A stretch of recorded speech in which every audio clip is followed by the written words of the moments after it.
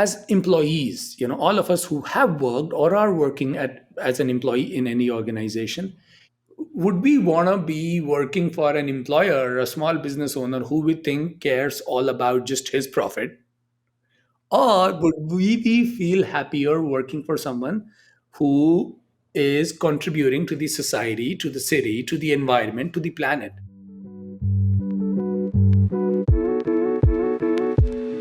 Hi, friends, and welcome back to the Mind Body Planet podcast. Today, we are talking with Kumar Vijayendra how to incorporate sustainability into businesses. Now, we're talking small businesses in this episode, but this advice really applies to anyone, whether you're part of a big business as an executive or just an individual who wants insight into how businesses process the term sustainability. Some of the topics we're going to be discussing today are the 4 Ps of sustainability, which are people, planet, profit, and purpose, advice for those trying to have a more sustainable business practice and operations. Why is it important for business owners and executives to get involved in sustainability efforts? How small businesses can adopt sustainable practices? What are some of the barriers that we've seen when incorporating sustainability practices? How has the concept of sustainability evolved for businesses? We will be talking with Kumar, who is an Amazon #1 bestseller of his book, The Sustainable Entrepreneur. He is a thought leader in small business transformation with 17 years of experience in transforming the operations of diverse organizations around the world. He has published multiple articles in this area in multiple trade journals, including the CEO World, All Business, and other global research publications. Kumar is an invited member of the Forbes Business Council and Beta Gamma Sigma Honor Society. Additionally, Kumar serves as the president of Footsteps LLC, a last mile delivery company in the Bay Area. He also sits on the board of directors for the Hollister Downtown Business Association and the Community Food Bank of San Benito County. Kumar is a frequent peer judge for industry organizations dedicated to management and business innovation, such as the Stevie Awards, Globee Business Innovation Awards, Disruptor Awards, Titan Awards, among others. Education-wise, Kumar holds an MBA from the University of Pittsburgh with a concentration in sustainability and operations. He has certifications such as a Six Sigma Green Belt, a Certified Scrum Master, and is also a professional executive coach. You can imagine how excited I am about today's conversation, so let's just dive into it. Hello, and welcome to the podcast. Hi, Crystalline. How are you? I'm great. Thank you so much for being on today. I'm so excited to talk to you about your book and all of the knowledge that you have behind you and things you've been working on. So if you could please, we're just going to hop into it. Well, actually, let's start with this week's favorites. I have one, and I'm not sure if you have any prepared, but I'll go first just in case you need a little extra time. My week's favorite is that it is fall. It is spooky season now. By the time this episode comes out, it'll be September, so it'll be socially acceptable, even though it's low-key August right now. And I don't know. I think the fall is probably one of my favorite seasons, so that's definitely one of my favorites. I've been reading some spooky books as well with ghosts and things, which is kind of a fun little shakeup from what I normally read. And that's my favorite thing. What about you? Wow, awesome. The fall on East Coast is something I miss from when I used to be living on the East Coast. But first of all, thank you for having me. And this question is great to start with. This weekend was, in fact, pretty great because my first book, we had put it on a promotion, and on 2 days, Sunday and Monday, the book hit the #1 bestseller. So I started the week off on a really good note. It was it was a fruition of long and arduous hard work, and it felt really good. Oh, that's amazing. Congratulations. #1. Thank you. Yeah, thank you. Yeah. Okay, well, I'm ready to hop into it. If you could please introduce everyone what your book is and your journey with sustainability, that would be wonderful. Okay, I'll take a quick minute to introduce myself. My name is Kumar Vijayendra. I like to call myself as an author, speaker, entrepreneur because these three are my interests. I'm an author. I've published a book. Besides that, there have been a couple, research papers, and I keep on publishing pretty frequently in leading journals as Forbes and CEO World and others. I love sharing my ideas, so that's where the speaking comes from. And I have a couple organizations which own here in California. That's a little about me professionally. I sit on the board of directors of two nonprofit organizations here, our local food bank and the Downtown Business Association. That's more in the spirit of giving back to the community, which has done good for me. My first book and sustainability. So this is something which is really close to my heart. Uh, I believe all of us as human beings have one intrinsic desire. Mhm. That desire is to make the lives of people around us better. It is just that we are limited to those who we consider as our own. So if you consider, okay, these five people are my own, you take responsibility for them, and then you want to make their lives better. So essentially, this book is an attempt from one small business owner to others, asking everyone, and not just small business owners, everyone, to sort of expand the horizon a little bit to include planet, to include other dimensions, which we are going to unravel and talk about during our conversation. The book is called The Sustainable Entrepreneur. As I said, it is focused mainly on small businesses, but that's what the book is called. You asked about my journey. So as I said, my journey, like all humans, there was this intrinsic desire. It did not have this name. It did not have this clarity until I was sitting in my MBA class at the University of Pittsburgh in Pennsylvania. I was taking a course on sustainability strategy. And my professor, he's like a TEDx speaker and a world-renowned written, person in this realm. We were going through the concepts of it, where we stand, what do we need in terms of world, and how businesses can chip in. And it was almost as if I was finding a word or terminology to express what I had always felt. I always knew this need existed. I didn't have the right words. And that's where kind of, it took spark. And then a lot of research and then this book. So that's what the story is. Wow, that's incredible. Thank you so much for sharing. It's so interesting to me that everyone's journey with sustainability starts in little different ways, but we know what it is, right? And then we are able to put a word to the feeling. And I think that's such an incredible moment when you get that spark. Oh, I know one thing that you talk about in the book is the 4 Ps of sustainability. Can you please explain what they are? Yeah, that's great. It is like diving right into the meat of it. So any solution, any framework to be effective has to be simple yet powerful. Four P's is one such very powerful framework of doing business, how you can do your business. So essentially, the four P's, it stands for people, planet, profit, and purpose. And the order necessity, you can change the order.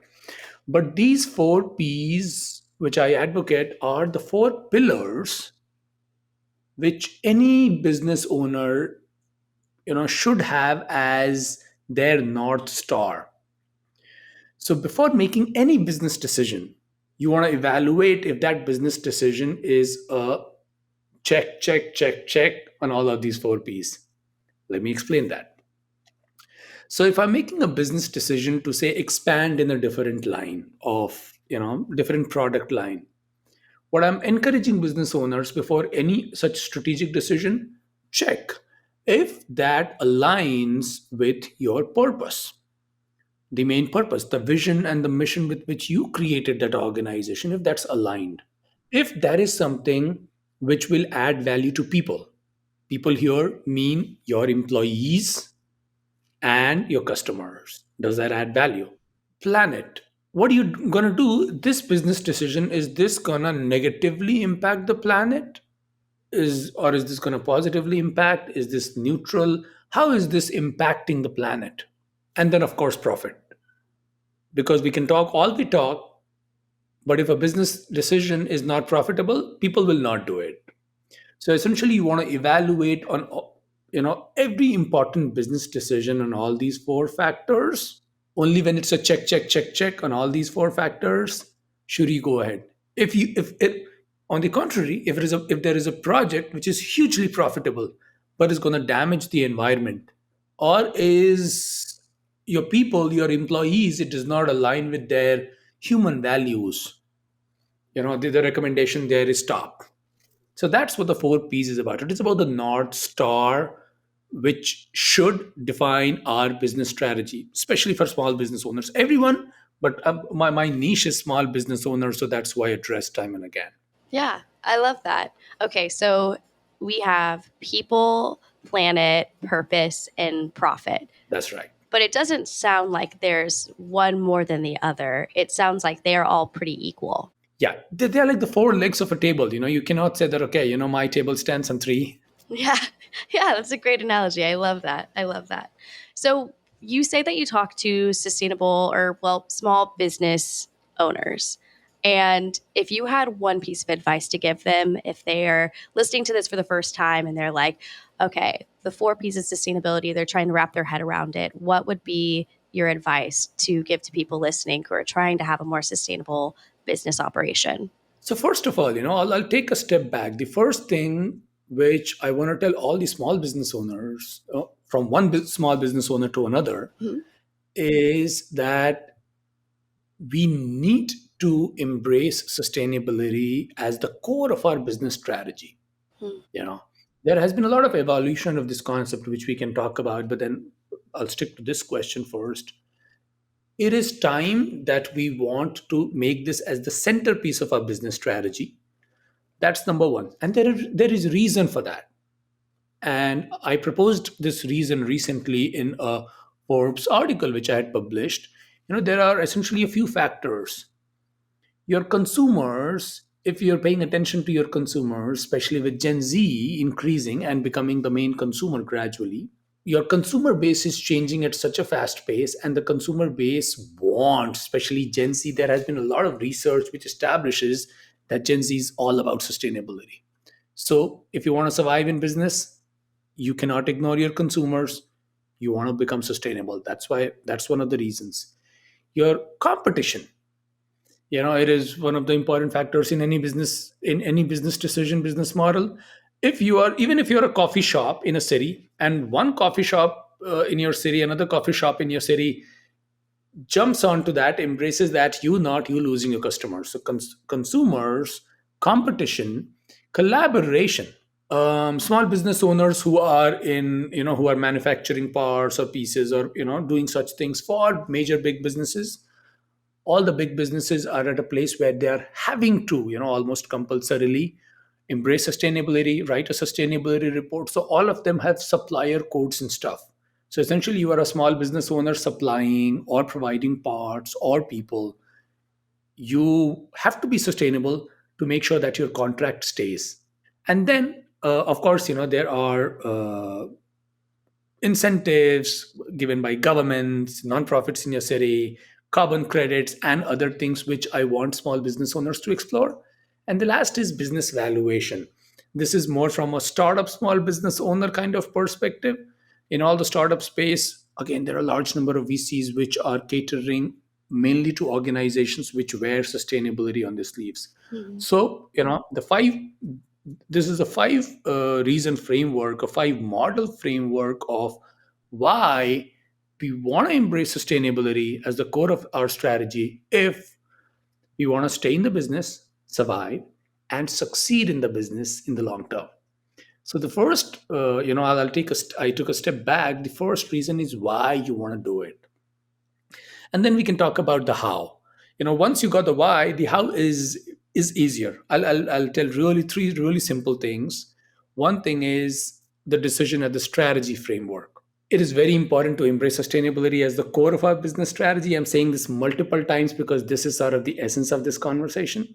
So Mhm. core of your business strategy, not have sustainability as a nice to have, a good to have, or a part of my business strategy, but essentially realigning your whole business strategy around sustainability, starting from your product, your people, every single thing.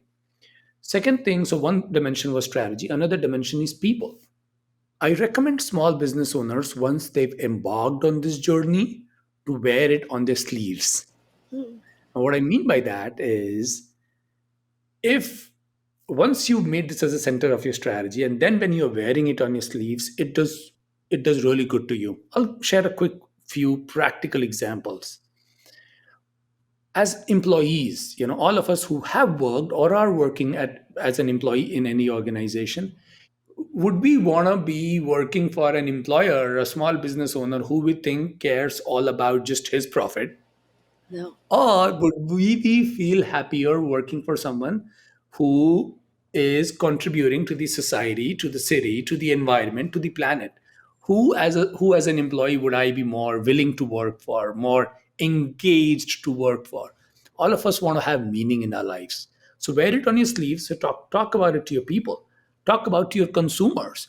If I can go to 5 coffee shops this morning, and if I there is a coffee shop which is which wears sustainability on its sleeves because it is core to my values, I'll actually go ahead and go to them.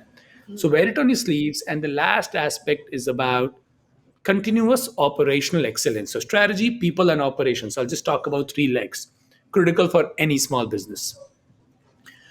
Operations. So there is this whole concept of continuous operational excellence, which is talked about a lot. It is common for any business.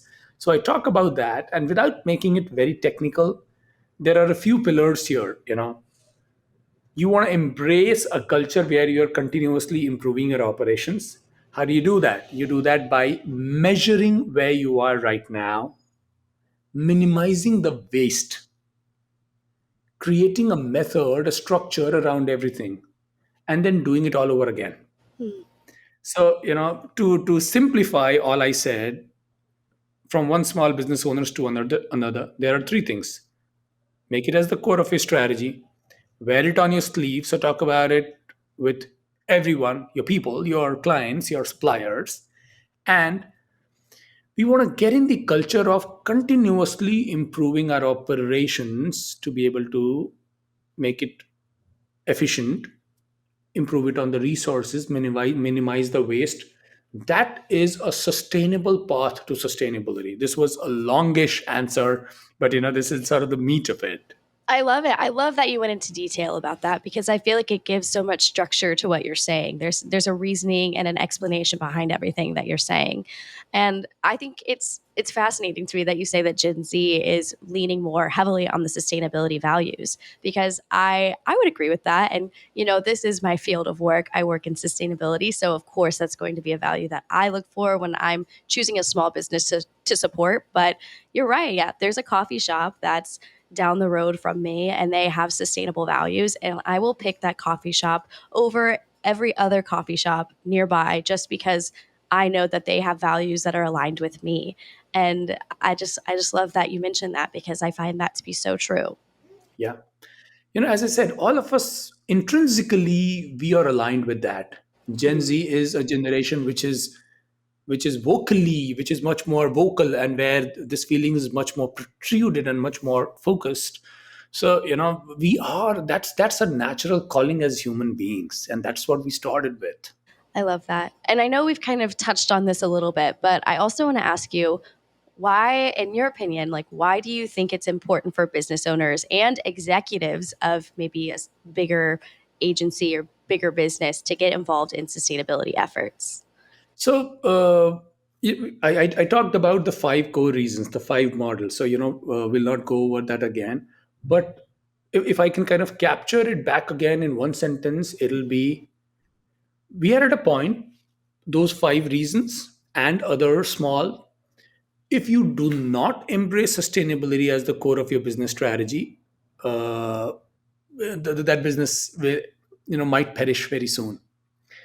And if you want to do it today, you can be a leader in your city, in your in your industry, and then you will have an advantage. So why should you do it? For your own survival, for our own success. I love that. What a button way of saying it all, putting it all together into just one simple way. You have to get behind sustainability because that's where our future is headed. Yeah. I love that so much. So, I know a large chunk of our audience here, and I've had quite a few entrepreneurs on the podcast talking about their sustainability journey within their businesses. Do you have any like concrete examples of ways to adopt more sustainable practices for any entrepreneurs listening to this? Sure. So I'll give a couple examples, and one of the core essentially principles using which we can actually go ahead and embrace it is you have to have that spirit of innovation. So I'll share a couple nice success stories, small and big businesses everywhere. All of us have heard about Patagonia, Mhm. so we talking about wearing it on our sleeves. So I'll quote an example there. That example inspires me so much. When they started creating a company, there are hundreds of hundreds of companies in the fashion and retail and brand space. They chose sustainability. They embraced it. Mhm. So when they started with their initiatives, one of their initiatives is that they are making their fabric with recycled clothes and material. Now, what that means is that they had a separate audience. And now, Patagonia, if you're wearing Patagonia, it's essentially you're wearing a pride of, not the most fashionable brand, but of an ethical, sustainable brand. You're essentially wearing your values on your sleeves. Mhm. So that small example, that small thing for an example, it made permanent customers for them. And then so much that it almost became a fashion. I'll talk about a different example. This example is again from a big company, and then we can talk about some examples from for even which is applicable to everyone. Mhm. So Unilever Limited, their UK organization, they did a little experiment. They because they are really passionate about it, they came up with something. If you know we consume tea, right? Our the threads of our tea bags, it's pretty long. They thought that if we could cut that by one third, we'll be saving a lot, Mhm. both in terms of profit and in terms of the impact on our planet. And that little experiment in a couple years, it has saved tons, 20,000, over 20,000 tons of paper. And Wow. then that means trees. We're not having to do deforestation and stuff. So again, small thing, but then all the examples which I am mentioning are, it impacted their profit, and it also did good for the planet, and the people involved would have felt much more aligned, both employees and customers, because that's what we're doing. I was thinking about it. Local coffee shops, we've used this example quite a few times. Mhm. So how about this? And I'm thinking this on the fly. If a coffee shop, if our local coffee shop says Mhm. that, okay, you know what, if we're gonna sell these branded mugs. If you bring this branded mug, this tumbler, because we're not having to give you coffee in a paper cup, we are saving on the trees, we are going to give you a certain discount. Just a simple thoughtful idea. It saves the planet because they are wasting less in the sleeve, the cup, everything, all of those things. Of course it is impacting their profit, and it can be hugely profitable because they are essentially coming up with a separate line, which is that tumbler, and they are getting repeat customers. So essentially, businesses can come up with 10, 20 such things. Every business in their own realm can come up with those things, which is at the intersection of people, purpose, profit, and planet. The four P's again. And there could be so many examples. Yeah, I love that. The checklist is a foundation to always go back to for most decisions you do in your business. And finding small ways like yes, it's great for profit because you're selling additional cups and you have your repeat customers coming back because they like that you support reusing cups. Yeah, I love that. What a wonderful example. This example or any other example, it has to have that profit element as well. Mhm. Because if it does not, then people will just hop on to greenwashing and other stuff. I want us to move away from that paradigm and see that essentially, if we are able to bring these four things together, if a business decision is not bringing these four things together, go to the drawing table, think about it again, you will be able to come up with a solution. Mhm. because that's when sustainability is sustainable. Definitely. Definitely. I I think it's interesting, or I guess I feel like it's important to include profit into the four P's like you're mentioning here, because I do feel like sometimes in my space, and of course I'm on the content side of space, so I'm not, you know, boots deep on the business side of things, making business decisions. But I know from my end and some of the other people in my space, you look at companies and you're like, well, why don't you make more sustainable changes? Like it's a confusing thing because we know that it's trending towards one way with Gen Z. So is it in their best interest? But when you add the element of profit, you have to make it enticing for a company to want to make those changes, because you can't continue as a company if you're not essentially making a profit. Yeah, yeah, I totally agree. And you're a business owner, I'm a business owner, and we're talking to business owners here. Yeah. Even if even if something is forced on them, which continuously goes on eating into their profit, uh, you know that in itself is not sustainable. Yeah. It's not a sustainable business practice. Definitely. Yeah. So, when it comes to actively participating in some of these sustainability goals, what are some barriers that you've seen with small businesses? In fact, we were touching on that. We were talking about that in the example that you just shared about your I business. love it. So, I was talking about my journey and how we started off with it. So, I was reading a lot of research papers to understand what academia thinks about it. And there are a couple of things which came up. And they essentially, it got validated, in my experience as a business owner as well. I would say I would put it very simply as three gaps. A, an information knowledge gap. A, we don't know enough. Let's talk about that.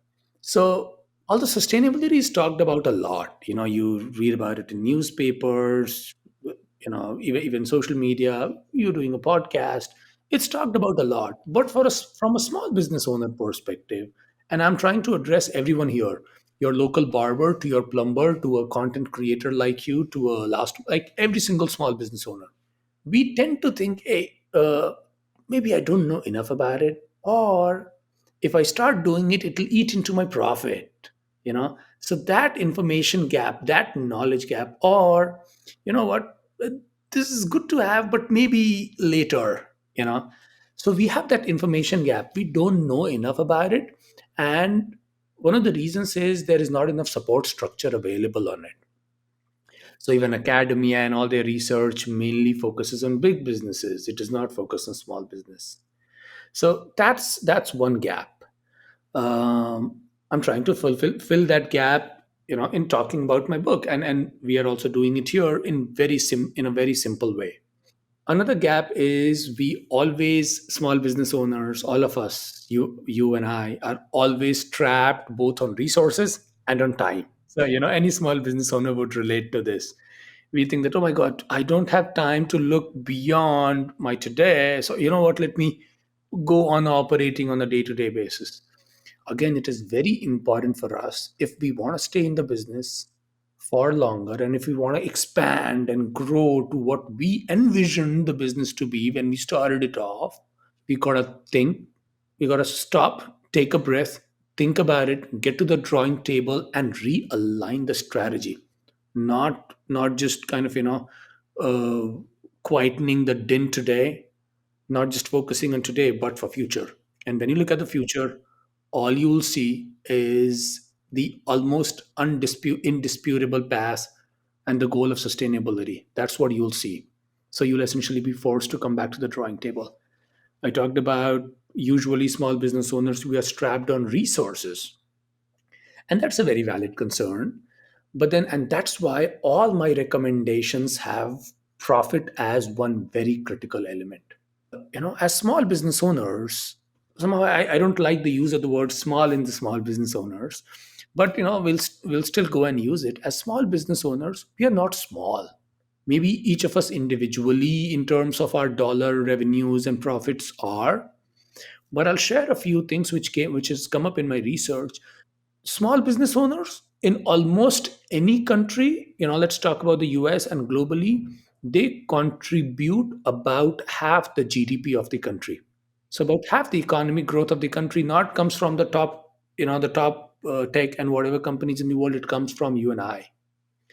We employ a little more than half of the people in the world, and so we're not small. No. We might think of ourselves as, but we're not. So although we are small, our impact is huge. Imagine an eagle, like a huge bird, an eagle or an osprey, trying to fly with only one of its wing. Uh, that flight will not happen.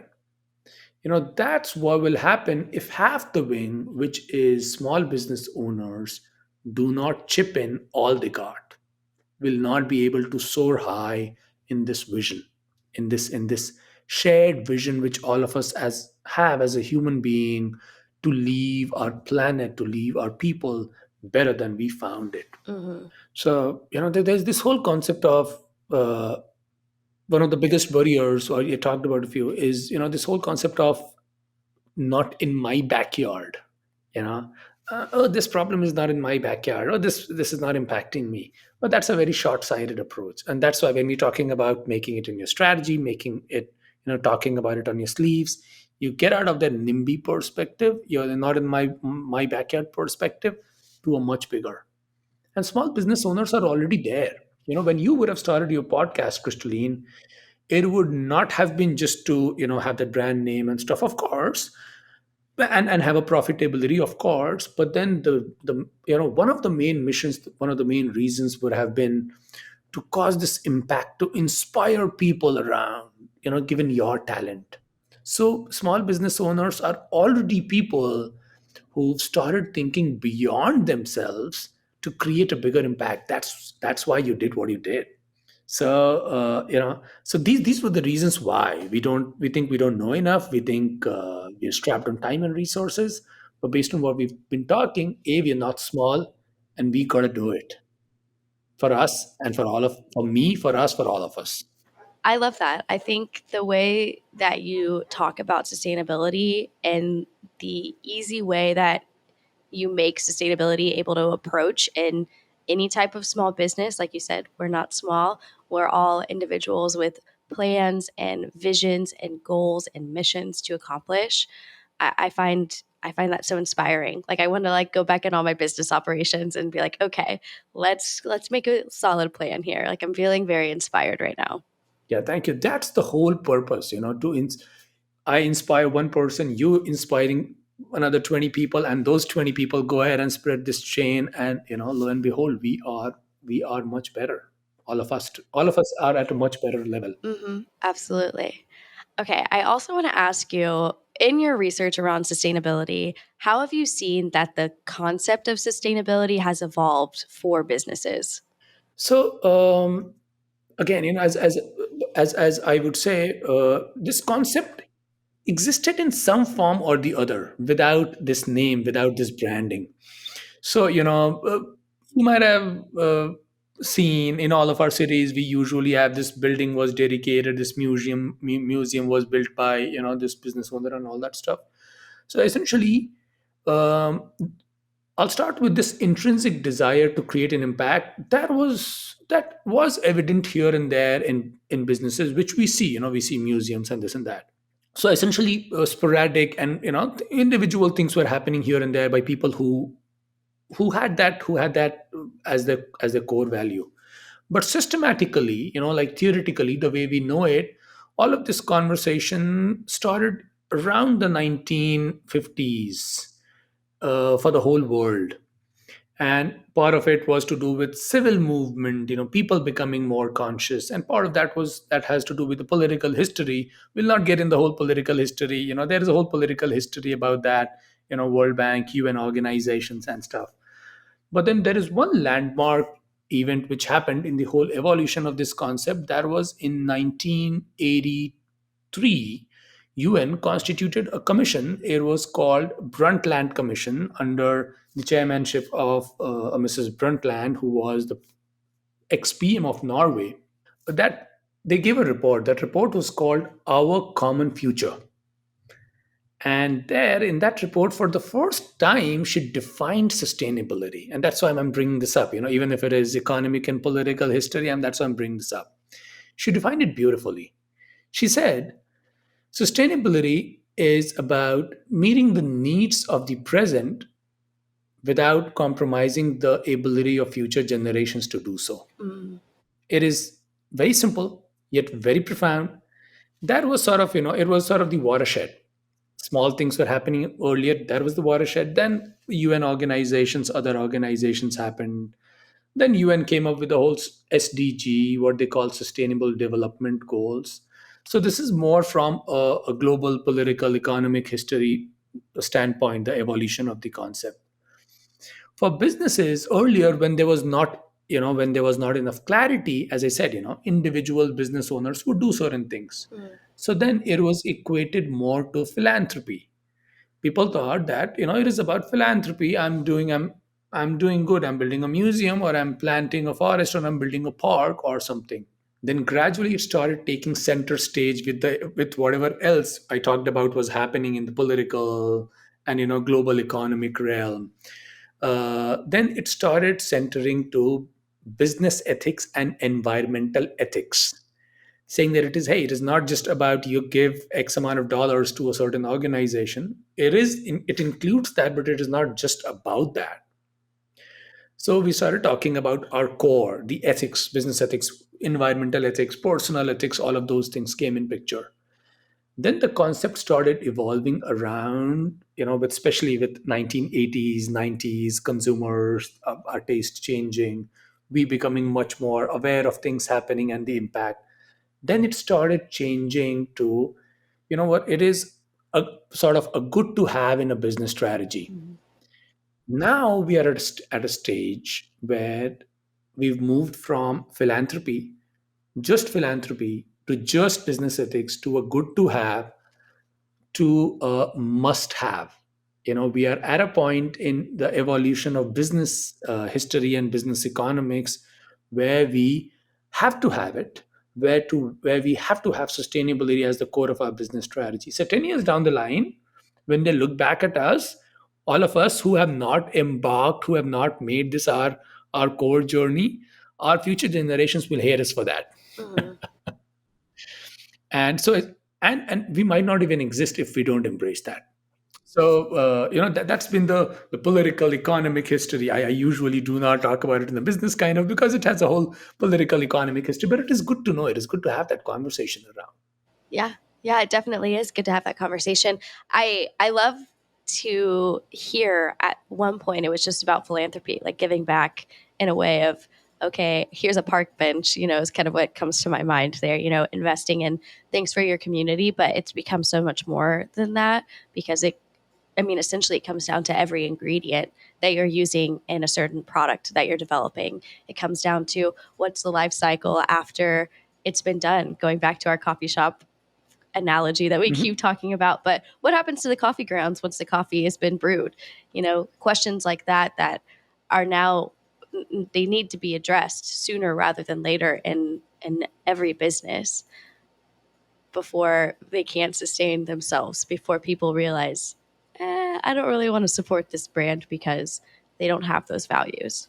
So, again, coffee shop, and again, you mentioned something, earlier it could be that, okay, wherever I bring my coffee from and whatever I do after that is none of your business, my consumer or my employee or whoever. Mm-hmm.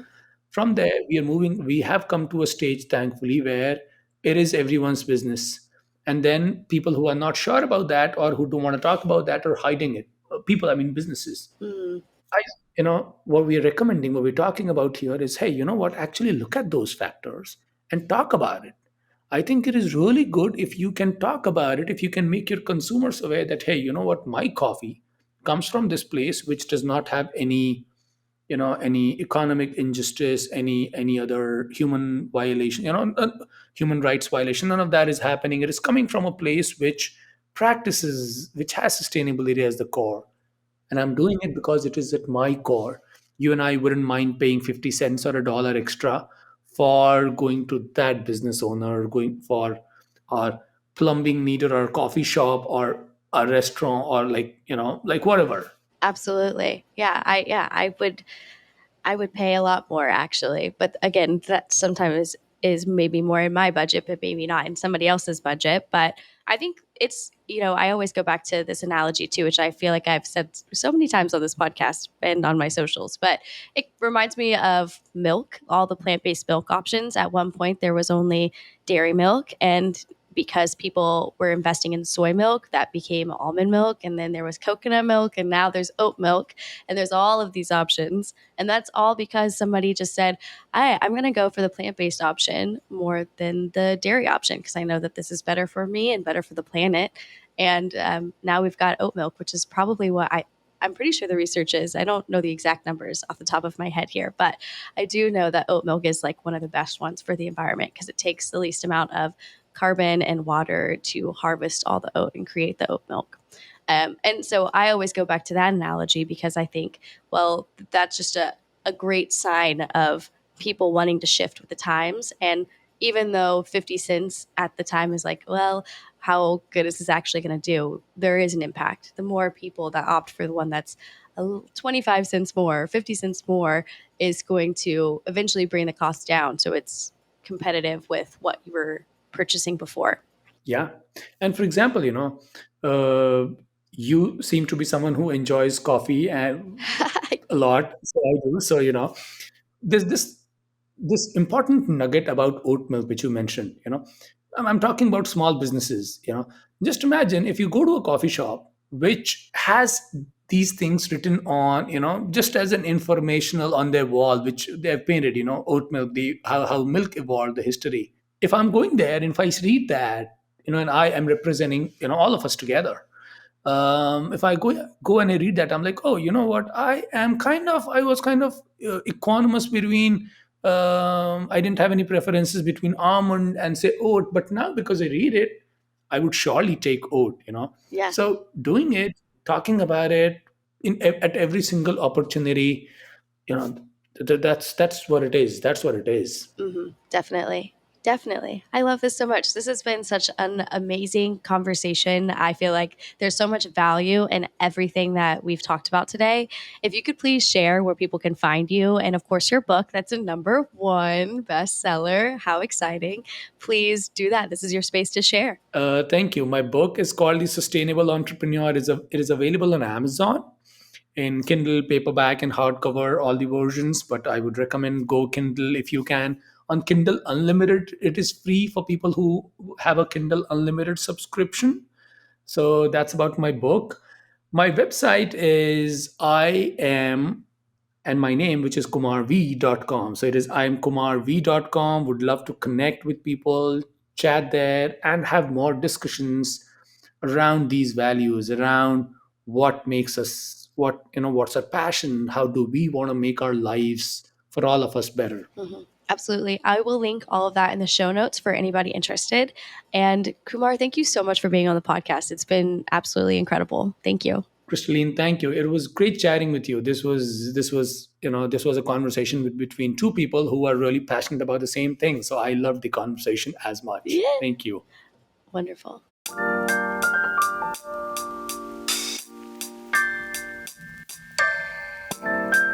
We have made it to good climate news. Today's article is titled Full of Beans. Scientists use processed coffee grounds to make stronger concrete.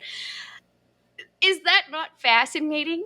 Think about all the coffee grounds in this world. Think about all like the coffee chains, Starbucks. Think about your local coffee shops. Think about your Keurig pods even, or like, I don't know. Literally, there's got to be so many coffee grounds in this world that people just throw away. So it's pretty cool to know that we can use that to make something better. Kind of goes with today's topic of the 4 P's of sustainability, people, planet, profit, and purpose.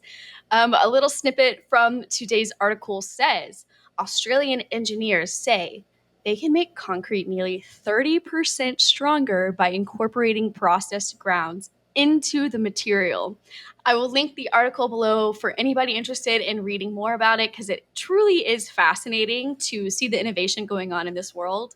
As always, thank you so much for listening to this week's episode. Please rate and review the podcast if you can. And if you want to follow up with all of us, I will put everything in the show notes with the podcast socials, my socials, as well as Kumar's website and socials. And don't forget, we have a monthly newsletter. It goes out on the first of every month. You can go ahead and sign on up and get next month's newsletter. It's kind of designed to be like a warm hug with some good climate news and just, kind of what we talk about in the podcast, but just a little piece of my brain and kind of what I need to hear. And I feel like a lot of times you might need to hear it too. So anyways, join the newsletter. I will link that in the show notes as well. So as always, thank you guys so much for listening. I had a wonderful time in today's episode, and yeah, that's all I have. Bye.